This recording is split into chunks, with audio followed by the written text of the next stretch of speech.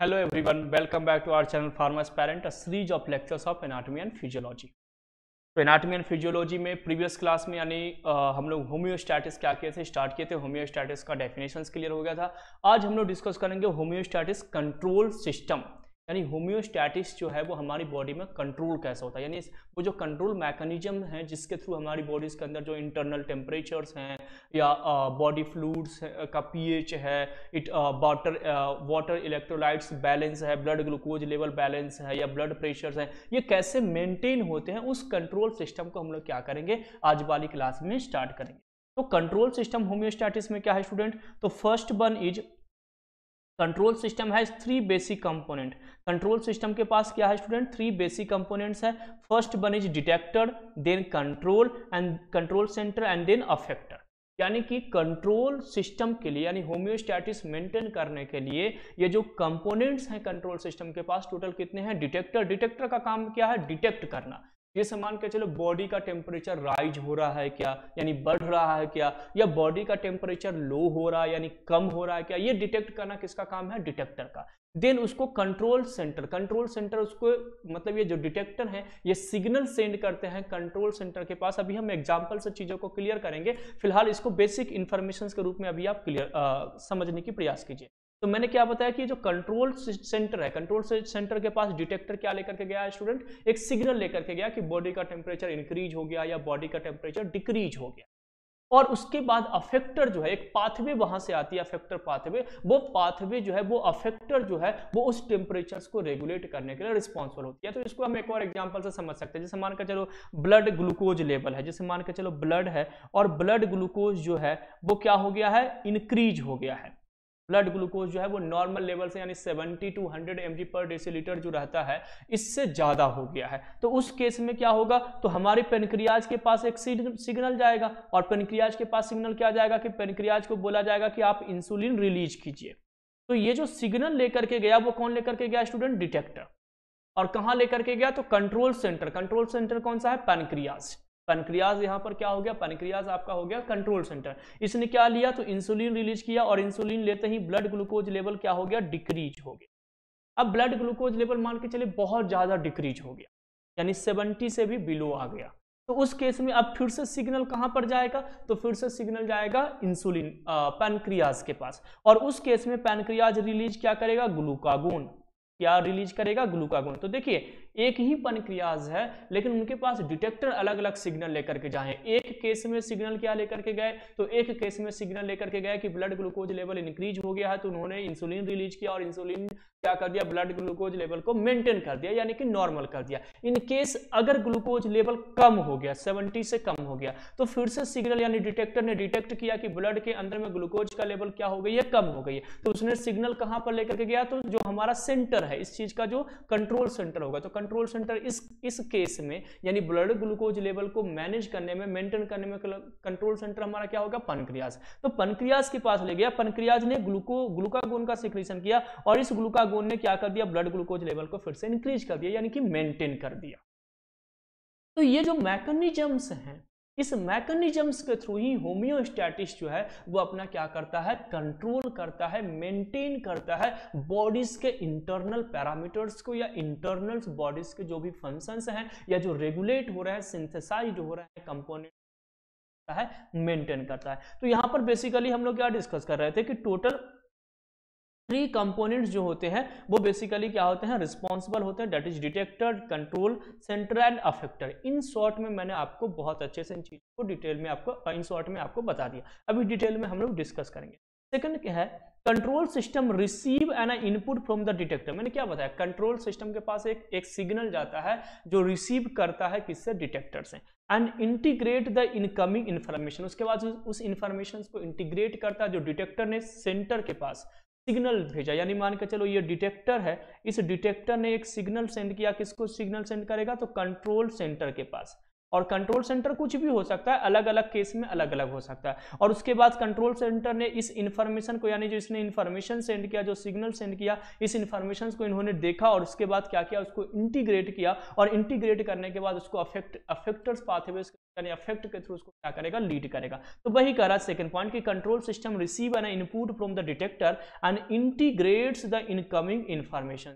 इस इंफॉर्मेशन को क्या करेंगे स्टूडेंट, इंटीग्रेट्स करेंगे। Then when the incoming signal indicate that an adjustment is needed, अगर इन जो सिग्नल है उस ये जो इंफॉर्मेशन है इसने ये बोला कि भाई कंट्रोल करना पड़ेगा, यानी कुछ कंट्रोल की नीड है यहाँ पर, यानी मान के चलो अगर ज़्यादा हो गया तो उसको कम करने की ज़रूरत है, अगर कम हो गया है तो उसको ज़्यादा करने की ज़रूरत है, कि अगर बॉडी टेम्परेचर बढ़ गया है तो उसको कम करेंगे हाइपोथैलेमस के थ्रू, और अगर कम हुआ है तो बढ़ाएंगे हाइपोथैलेमस के थ्रू। Is this clear?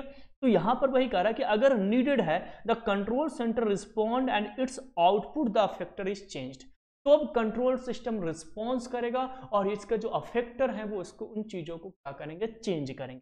यानी मान कर चलो कम हुआ है तो उसको बढ़ा देंगे, और बढ़ गया है, इंक्रीज हो गया तो उसको कम करेंगे। आई होप आपको ये सारी चीज़ें क्या हो गई होगी। ये जो बेसिक कॉन्सेप्ट था कंट्रोल मैकेनिज्म्स का, कंट्रोल सिस्टम का इन होम्योस्टैटिस, कि हमारी बॉडीज के अंदर में पीएच कांस्टेंट कैसे रहते हैं, ब्लड प्रेशर कांस्टेंट कैसे रहते हैं, ब्लड ग्लूकोज लेवल कांस्टेंट कैसे रहते हैं, टेम्परेचर कैसे रहते हैं, उसका ये बेसिक कॉन्सेप्ट है कि हमारी बॉडी में कंट्रोल सिस्टम होती है और वो कंट्रोल सिस्टम ही होम्योस्टैटिस को मेंटेन करती है। और वो कंट्रोल सिस्टम के पास डिटेक्टर होते हैं, कंट्रोल सेंटर होते हैं एंड देन अफेक्टर होते हैं। डिटेक्टर सबसे पहले सिग्नल को डिटेक्ट करता है कि बॉडीज में कुछ कमी तो नहीं हुई है या कुछ इंक्रीज तो नहीं हो गया है, और वो सिग्नल, वो इंफॉर्मेशन किसको सेंड करती है, कंट्रोल सिस्टम को। हर पार्ट के लिए, हर फंक्शन के लिए अलग अलग कंट्रोल सिस्टम होते हैं। जैसे मैंने मान के चले मैंने ब्लड ग्लूकोज लेवल की बात की तो इसके लिए पैनक्रियास सेंटर हो गया, अगर मैं ब्लड प्रेशर की बात करूं तो हार्ट सेंटर हो जाएगा, अगर मैं टेम्परेचर की बात करूं तो हाइपोथैलेमस सेंटर हो जाएगा। तो वो कंट्रोल सेंटर के पास वो मैसेज आते हैं,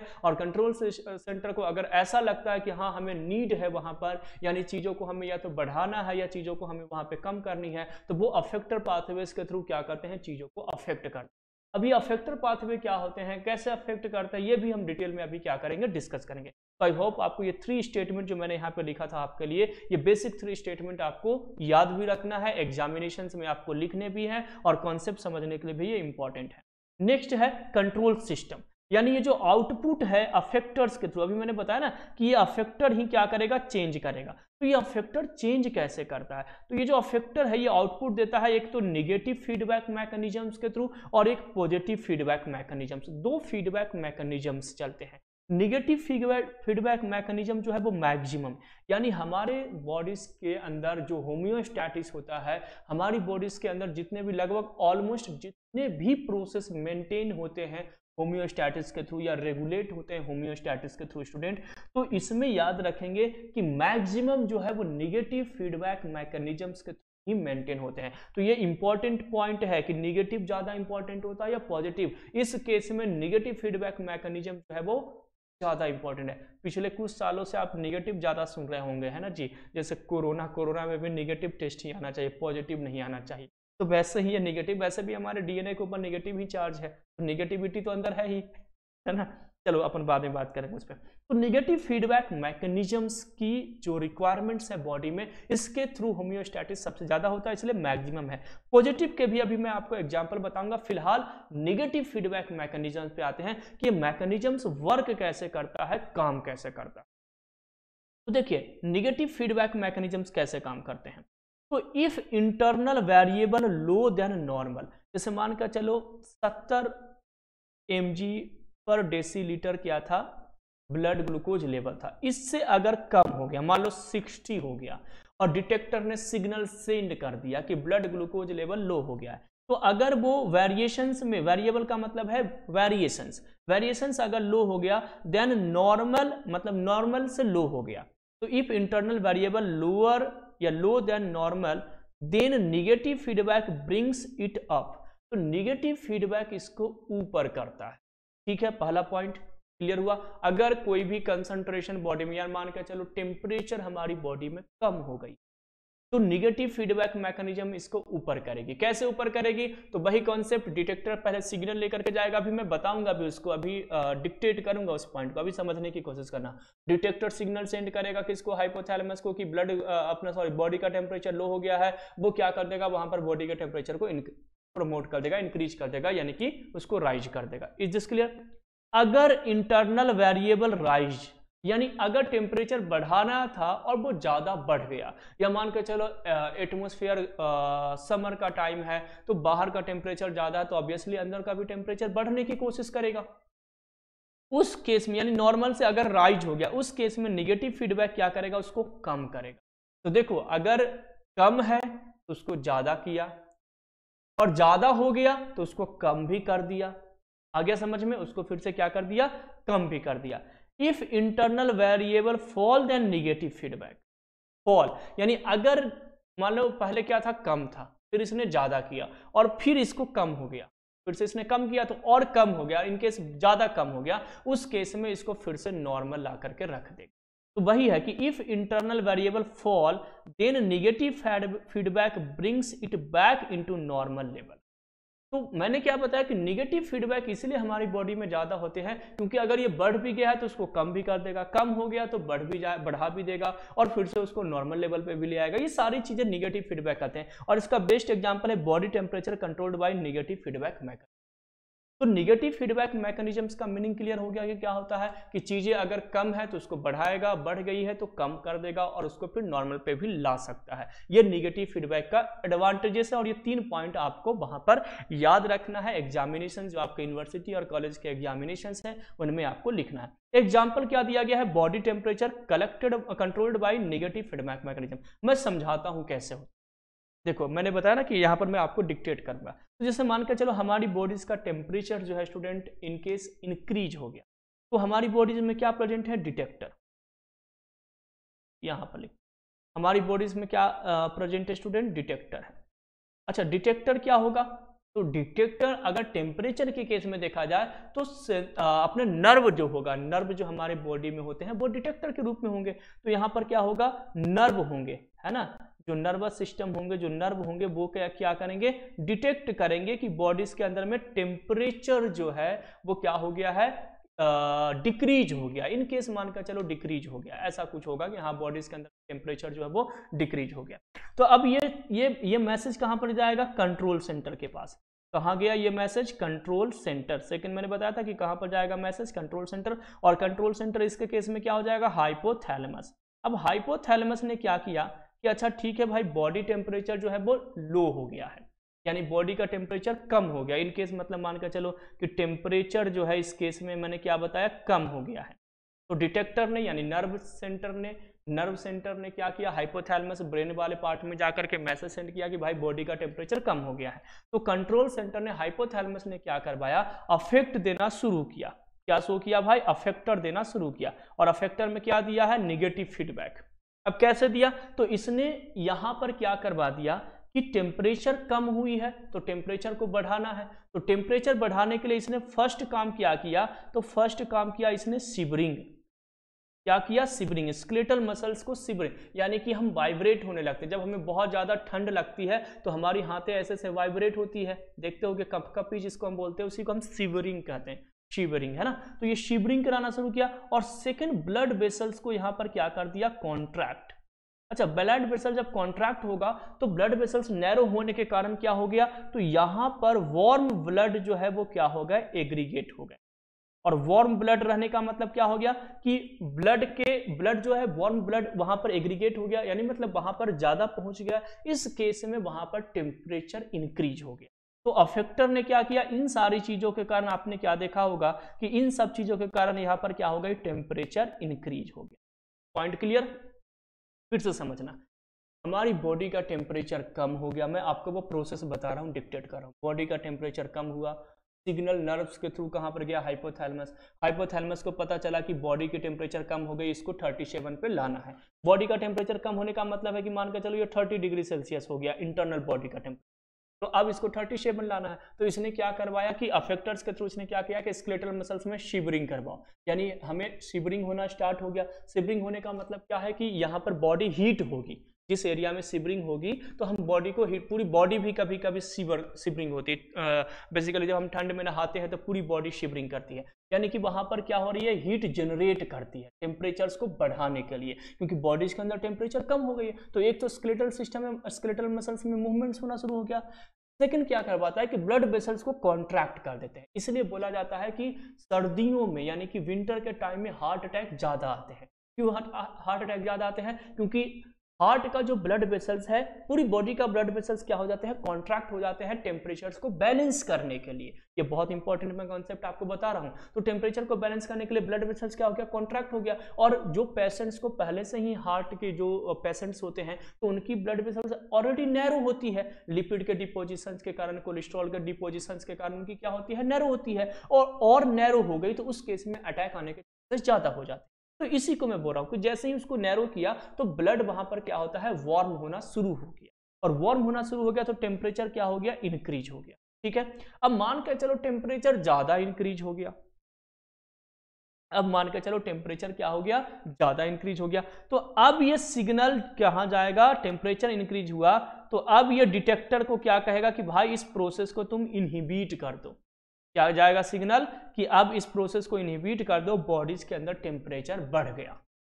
ठीक है, यानी जैसे ही टेम्परेचर नॉर्मल हो गया तो जैसे मान के चलो हम बाहर में हैं, उसके बाद हम एयर कंडीशन रूम में आ गए जहां पर नॉर्मल टेम्परेचर है, तो ऑटोमेटिक सिबरिंग बंद हो जाएगा, ऑटोमेटिक कॉन्ट्रैक्शंस बंद हो जाएगा। क्यों? क्योंकि बॉडी का टेम्परेचर इंक्रीज हो गया। तो फिर बॉडी ने सिग्नल सेंड कर दिया हाइपोथैलेमस को, यानी डिटेक्टर के पास एक मैसेज चला गया कि अब आप इसको क्या कर दीजिए, बंद कर दीजिए। अब आप सिग्नल देना बंद कर दीजिए कंट्रोल सिस्टम को, यानी इसने इनहिबिट कर दिया।